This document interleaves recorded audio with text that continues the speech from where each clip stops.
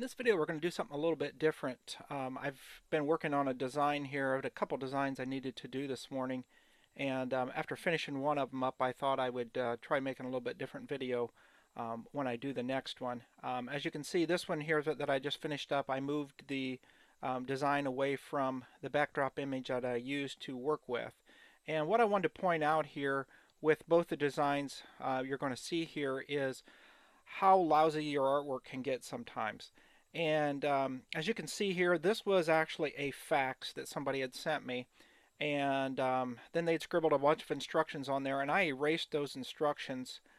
And I cropped this down to be exactly just the design I needed, except for underneath the book there you can see a line, and I originally had digitized that line, and after I looked back at the original artwork, I seen that somebody had just drawn that line there as a box to remove some lettering that they had underneath there. So this is the kind of thing you run into, and you really have to follow the instructions of what they want, because here we could interpret this a lot of different ways. There's some little white areas, if you notice here on the book, and there was no instructions to put that in there. I decided that it would look best if that was solid rather than leaving a white space open there. Probably like a highlight mark on the original colored artwork. When it comes through on a fax, it just at some point it just changes it to white. Again, I could send this to the customer and they could tell me that I'm wrong, but at that point I'm probably going to ask for better artwork. Up here, they look like on these, I'll call them flames here, they look like they had shadows. The instructions was that they was to be one color. The cross was to be a color, which you can really not even make out here. And so I had to pretty much draw in there what I thought was needed. And of course, the book was another color. It was a three-color design. So that's the one that I started with, and I thought I would start another one here and give you a little bit of a idea of probably as bad as you ever want to work with as far as artwork without asking the customer for something better. But unfortunately, the customer doesn't always have something better. So we're going to start a new design, and we're going to load a backdrop right here, and we'll go down, and it is right here. Now this is a fax that I scanned so that I had it as a file. Now if you look quickly at this, you can see everything on here is what came from the customer, except the DST here. I wrote that on that fax just to remind myself that our ultimate file here when we're done is a DST file or Tajima file. And so that's what we're going to end up with here.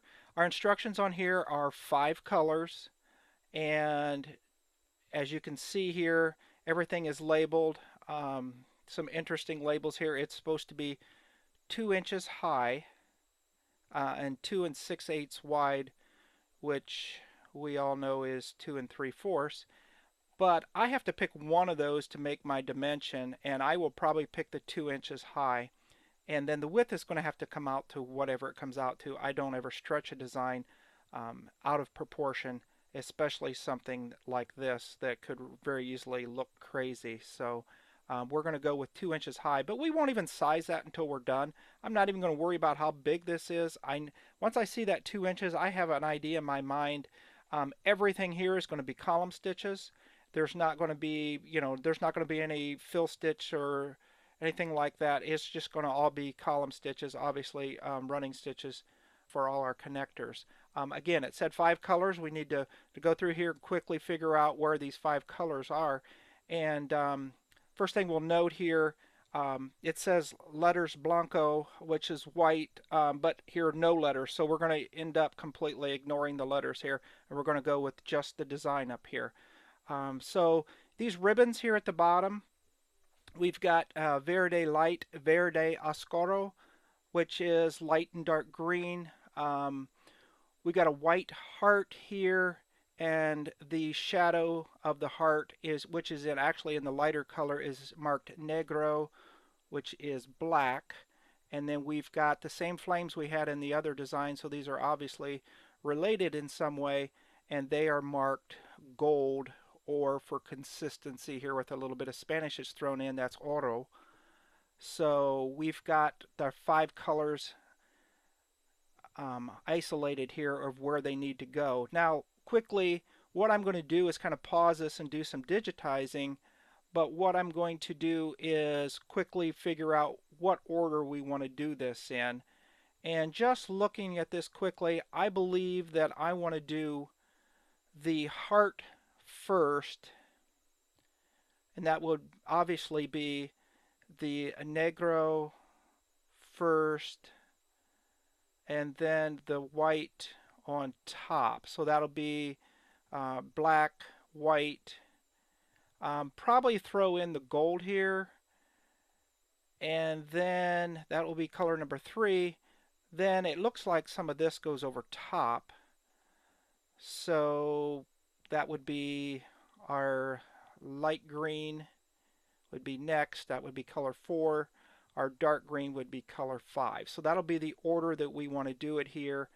And so I'm going to get started, and I'm going to try this by just keeping the video a little bit shorter and only show you what I think is probably the most important parts. And the first thing we're going to do is I'm going to get this straightened on our screen so that it is, I don't know what's straight on this design, but we're going to try here.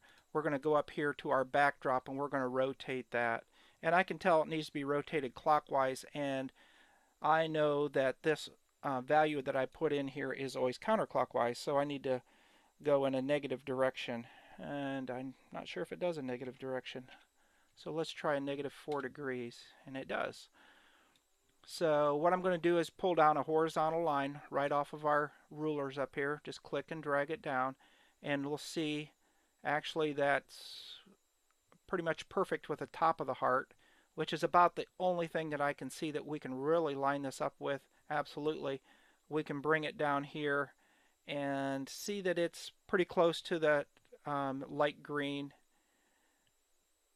down here. So we're going to call that close enough. Obviously it doesn't match up with the letters. Now we're not doing the letters, but even if we're not doing the letters, we could straighten it with the letters, but for some reason I think these letters are just cut and pasted on top of there because, or something's folded because they are completely out of whack with the rest of this, so we're just going to kind of ignore them. So we're going to call that straight, and now we're going to go ahead and digitize.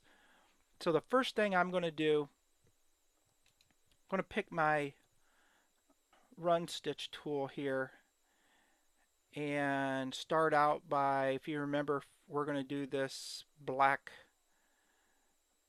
shadow on this heart first. So we're just going to pick a point over here, and I'm going to pick a point where it's thickest, and we'll zoom in a little bit here. Let's do that because we're going to work right in here. I'm going to pick a point where it's thickest. I'm not going to pick a point where it's the skinniest because I'm going to put some running stitches in there, and I would rather have wherever it starts here under a thick part so it definitely gets covered up better. And it looks like this will just be basically 2 column stitches. So we're going to start out here with our running tool, and we're just going to work our way down here to the bottom, and this will be underneath of this ribbon here. So that'll be our running stitch. So we're going to travel from here to here, and that's about the minimum I like to put in, because what I like to remember when I'm doing a traveling stitch is, especially at the beginning, is, you know, that machine has to get running. It has to possibly pick up the bobbin thread. It has to, you know, just start making stitches. And if we expect it to do some stitches that are going to be seen within, you know, a half a dozen stitches of the beginning of this, some of those may not be making good stitches yet. So I always like to put enough in there that it gets started, and from there to there is probably the minimum. But I also know that I'm going to have the underlay on, so it's going to go back up here and retrace this design, or this section of the design, and those underlay stitches will help the machine get started too. But again, that's about the minimum I like to use right there. So once I get down to there, I'm going to right click. I'll turn on my 3D view. Maybe you can pick that up a little bit better. And then we're going to get our, I'm going to use the classic column, and this is a curve. So I'm just going to hold down the control key the whole time that I digitize this. And we'll plot our stitches. This is a regular or fairly gradual curve, so we don't need lots of points in here. And we're going to go ahead, and where this starts overlapping, then just be rather generous with our overlap here. This is only 2 inches, so we're going to go ahead and do it like that. So that's what our first part's going to look like. So I'm going to pause here and I'm going to finish this part until we get to the next part. Okay, what I've done is I've finished off our shadow of the heart here, which is a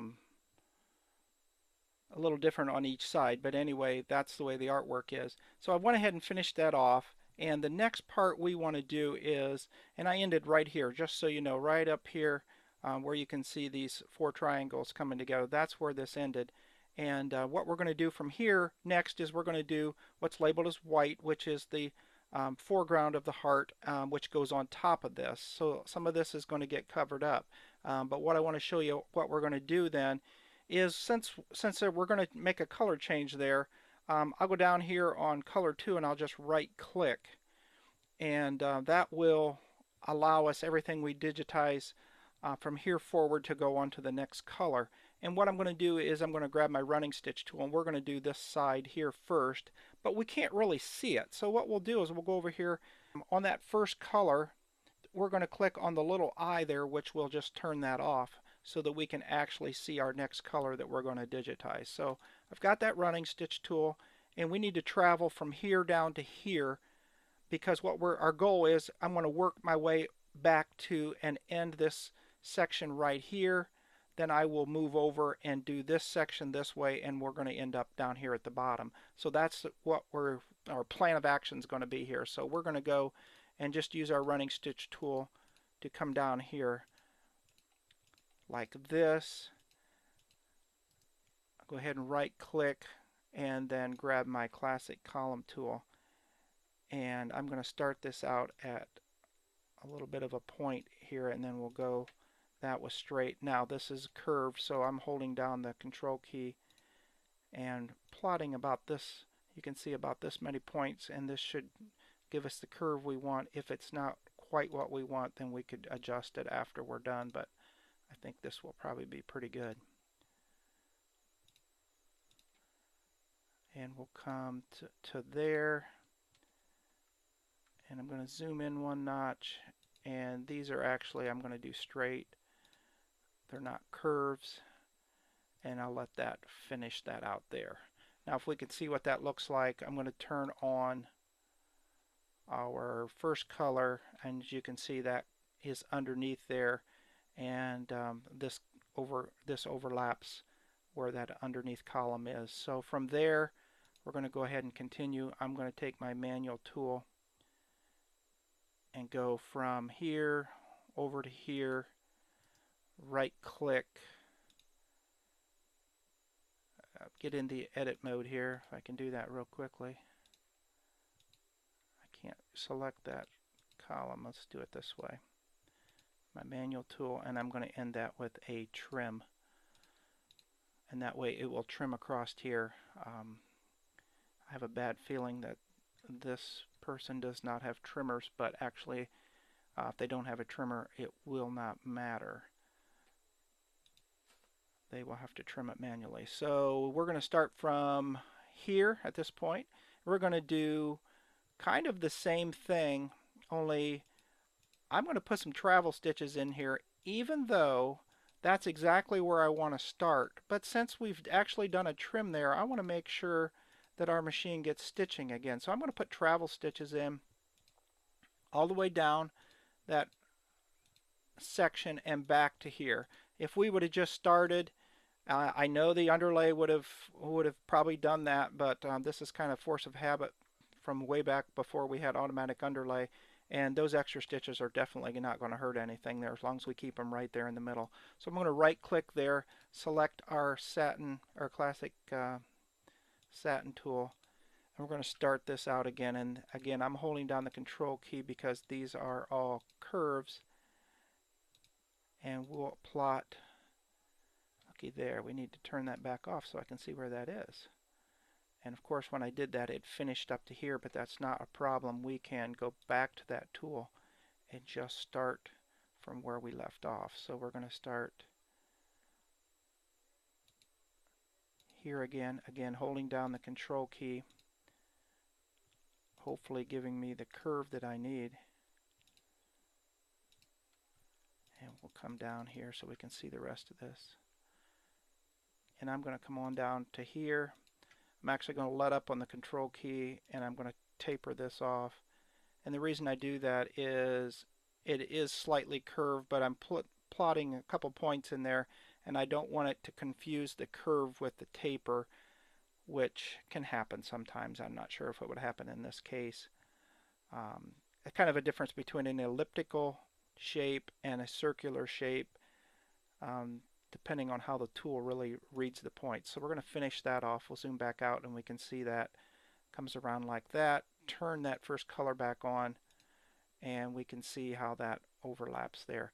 Now as you can see up here, it didn't really do that curve quite maybe the way we wanted it to do it, and that would be the point. I mean, you can do this at any point, but you could come in here and zoom in on that and say we want to correct that a little bit. So we're going to say edit outline, and then we'll click on one of these points, and it's kind of hard to see the handle, but it's right here, and we can move that handle out like that, and we'll click on this one and grab this handle and move it up like that. As you can, it's maybe hard to see, but that line is now inside there. We'll right click and we can see that follows that curve a lot more accurately. So there we go. With that second color is done, and I'm going to go ahead and turn on that first color again just so we can see what we've got here. We might want to fix that little spot there. I have a feeling when it sews that's all going to merge together anyway because of the distortion of the pull of that blue inside there. Probably will come out okay, and the same goes here. I don't think that's going to be a problem. But now we've got two colors done. We're going to do these three colors. I'll do one here, then we'll pause and we'll do the rest of them. Again, to change colors, I'm going to right click down here on the number 3, and we're right here, so at that point we're just going to come over here with our running stitch. And again, since we've changed color, I'm going to get this machine started a little bit with a few travel stitches.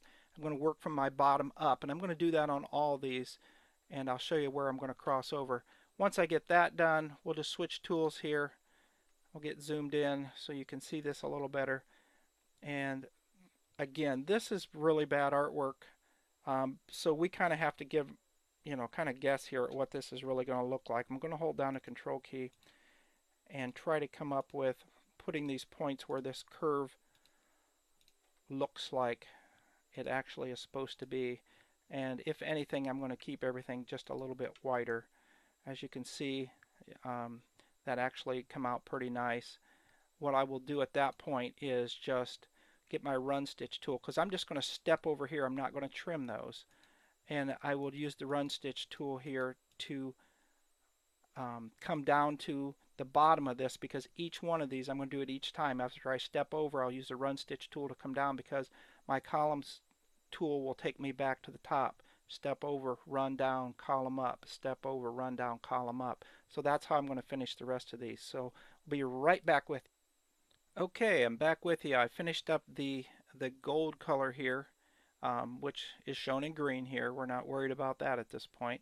But all I did is after I stepped over each one, I used the run stitch tool to come to the bottom and work the column to the top, step over all the way up through here. So I ended up here.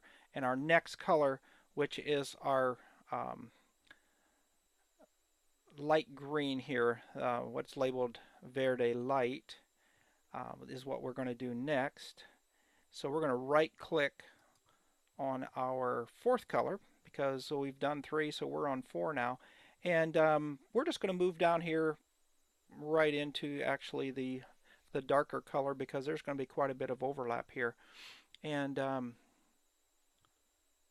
not sure what tool I had, so let's make sure we have the running stitch tool. And since we're coming down here, and that's probably going to end up a trim there, I'm not forcing to trim it. It looks like it should be far enough that it will. We will go ahead and put some traveling stitches in here. My goal here is to work from the right side here, right here, over to this point here so that I can come down to this next one and all those stitches will be covered. So we're going to come over from right to left to about here and then left to right back to here so we have our place to cover. But first we're just going to get some running stitches in here just to make sure our machine is stitching since we just did a trim. So I'm going to right click, get our satin tool, and we're just going to, again, this is a curve, I'm going to hold down that control key. We're going to get this and we're going to leave a decent amount of overlap here. Again, this is 2 inches tall when we're done, so we're going to need, I'm going to use a general rule of about 2/3 of that top color is going to have the bottom color underneath of it, and that will stitch out okay. And I know it's kind of hard to figure that sometimes, but that just kind of comes from experience. 2/3 to 3/4 a lot of times is what I use for overlap of something of 2 columns like this, and it should come out pretty good. So now that we've stopped here, because this is where we want to continue on, I'm going to get that running stitch tool and we're just going to travel down to this point, and then we'll get our satin, classic satin tool here again. Hold down that control key for this curve, and I'm going to put this one up there a little bit higher, and then we're just going to work clear back to where this was. And as you can see, now that we're here, we don't need to, if we'd ended up at this point, we'd have had to figure out how to get from that point over to here. Maybe we'd had to do a trim. There's not really a way to hide that stitch. So we wanted to come back to here. Once we're back to there, we're ready to go. No trimming, no nothing, keeps the machine working. We're just coming right down to this point. As you can see, then we're ready to start with our satin tool again and plot the points to make this curve. Now this becomes completely, by this artwork, this becomes completely hidden. I'm going to go ahead and leave that stick out there just a little bit, which would probably be barely visible. But just for simplicity, I'm going to do that, and since our artwork is so bad, we're not really sure. There might be a little bit there. So that part right there is going to end up there, and look where I'm at. I'm right here. I'm ready to do this piece. All I need to do is travel from here down to here. Now, when we're done, where are we going to stop here? Like here, we don't want to stop here where we have to actually come over here. We're going to stop here, so we're going to travel down to here. Satin tool, plot the points we need to get to right here. And that didn't match that curve, but we can edit that. And then we will use the run stitch tool to travel to here and use the satin tool to come back up. Now I realize this video is going to be very long, so you can skip through it. I've tried to skip some of the parts, but some of this is kind of needed. You know, and I don't like that at all, and I'm going to just redo it right now.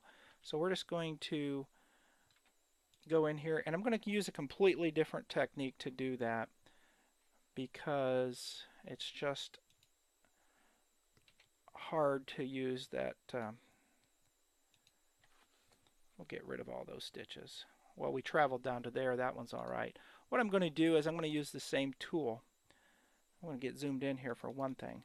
And I'm not going to rely on this being a curve. I'm going ahead and plot the points much closer together, which means it's straight. But once we stitch this, they will look curved.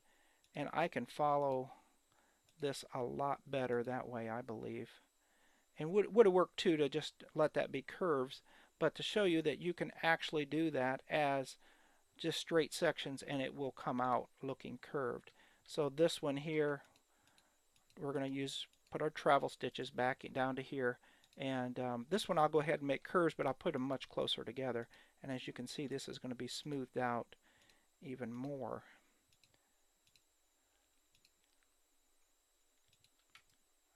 Much better shape than we had before, and we're ready to use our travel stitches. We got two more sections of this to go. I'm going to go ahead and connect these. We're going to travel from here to here, and we'll just step over there. Those pretty much touch, and we'll just work our way down here to the end. And you can see this shadow, really hard to see, but there's a little point up here, so we're going to go ahead and pick that up first. So we'll travel up to the top of that point, and we're just going to do a small satin stitch down. It's a curve. I'm going to back that up, get zoomed in here. It's a curve, but if we don't put 3 points in there, it's not going to look curved. So there's a small section there. We're going to travel from there to where this one's going to begin, which is a very small section. Then we go back to our satin tool, and we'll get this all on the screen here at once before we start. Now again, we're going to start here. About 2/3 of that is going to be overlap, and we have to have that overlap. We're not going to measure how much it is. Just knowing the size, I'm going to go with about 2/3 of that being overlap, and I think it will come out fine. Now here, I'm assuming that that's going to stop. It's really hard to follow with this artwork what that is, but I think it will look best if we stop that there. And what we'll do at that point then to get to the next part of this is we will just continue back to where we came from, and we're going to travel, and we're just going to step right there, and that there will be hardly noticeable. I don't think we need to trim that. So we're just going to travel this area down to where this light green will start here, and there's none on this one. There's none up above here. So we have our running stitch tool to get there, and then we're going to use our satin tool. We're going to start out with about 2/3 overlap. As you can see here, that overlap into that darker green, and then this actually extends out beyond, and I don't want to end up down there at that point, so I'm going to finish right here. That will come to here, travel to there, and then come back in that same direction with a satin stitch. And now I end up here instead of the point, because what the very next thing I'm going to do is, if we look here,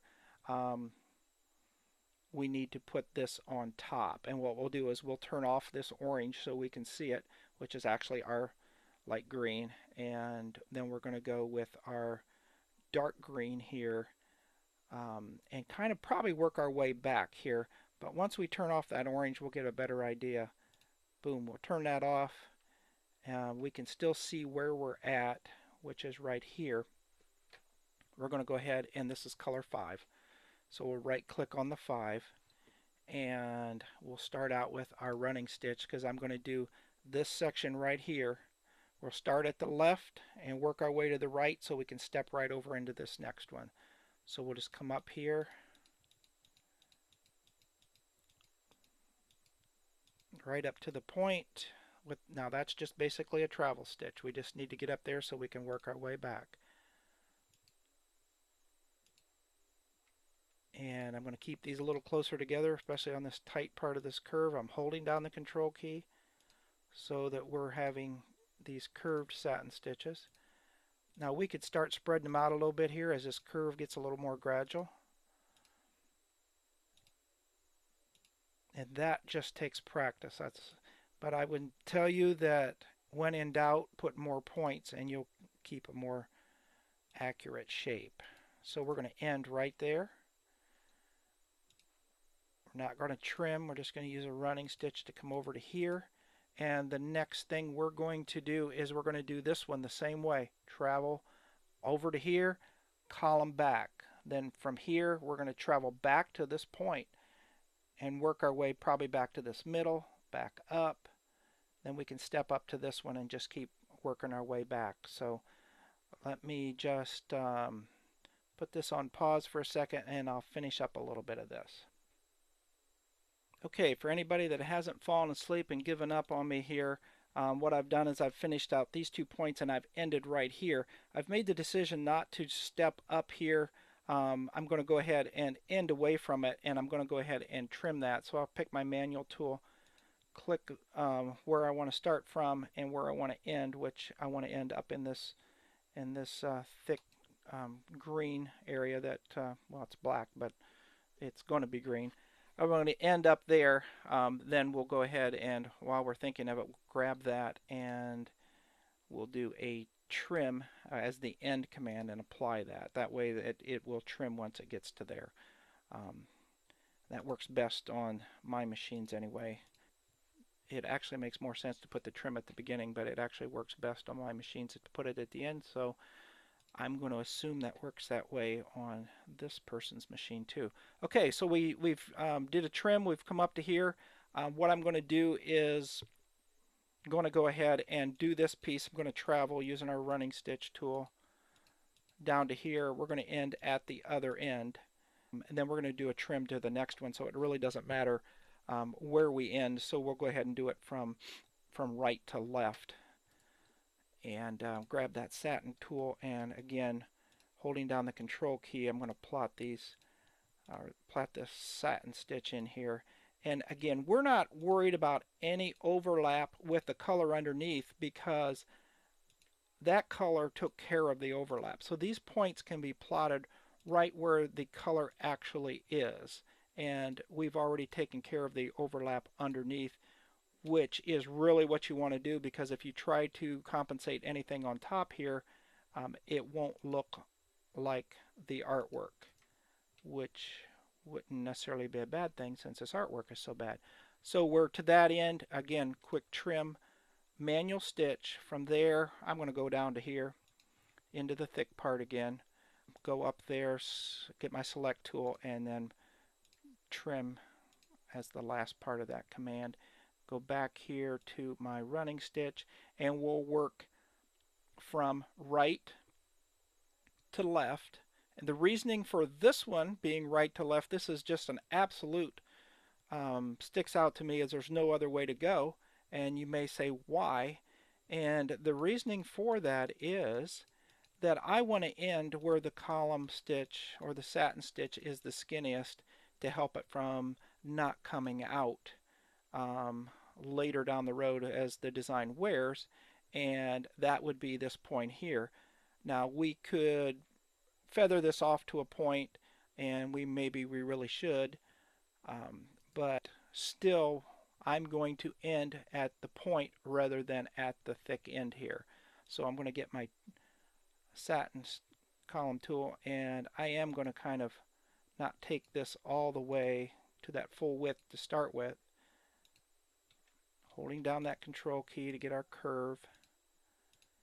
And I hope that makes sense. What I'm saying is that the narrower the column is where you end, and the end of course is where your stitch is broken or ends, and it's tied off, but if you tie it off at the skinniest portion, it's less likely to come out.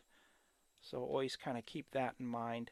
As you can see here, I didn't just start that out at one wide stitch right across there. I went ahead and started it small and let it get wider, so we didn't have that what we used to call pencil holder, like after you wash this thing is really wide, you could stick a pencil back in there. So we've kind of tapered that off a little bit without completely making it to a point which might exaggerate too far out. So there, we've finished the design right back here at the skinniest portion. Let me go ahead and turn back on that color that we're missing. And that's what it looks like. And it looks pretty good for what we was given as artwork. I think it will be fine. Our final size is 2 inches, and I have not set that size yet. I'm just going to go ahead and grab that whole thing, and we would just come over here and take our transform, and it was 2 inches tall. So we'll go 2 inches there. And that will be our final design right there. They wanted 2 inches by 2 6/8. Whoever uses fractions like that. And actually, as you can see, it came out to I'm closer to 3 1/4. But I'm not going to squish that. They're going to get it this way. They can't pick 2 dimensions and expect them both to come out without me changing the design in a way that's not symmetrical and would not look good. So from there, we've got a 5-color design. tried to show you a few techniques, tried to skip over some boring parts. Still a very long video, so if there's anybody still watching, I'll see you in the next video.